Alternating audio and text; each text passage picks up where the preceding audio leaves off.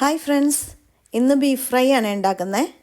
1 kilo beef ചെറുതായിട്ട് നുറുക്കിയത്, Kashmiri chilli powder 2 teaspoon, മഞ്ഞൾപ്പൊടി 1/2 teaspoon, മല്ലിപ്പൊടി 2 ടീസ്പൂൺ, ഗരം മസാല 1/4 ടീസ്പൂൺ, വെളുത്തുള്ളി പേസ്റ്റ് 1/4 ടീസ്പൂൺ, കുരുമുളക് പൊടി 1/2 ടീസ്പൂൺ, ആവശ്യത്തിന് ഉപ്പ്, കുറച്ച് വേപ്പില ഇട്ട് കൊടുക്കാം, ഇഞ്ചി അരിഞ്ഞു വെച്ചത്, വെളിച്ചെണ്ണ 2 സ്പൂൺ.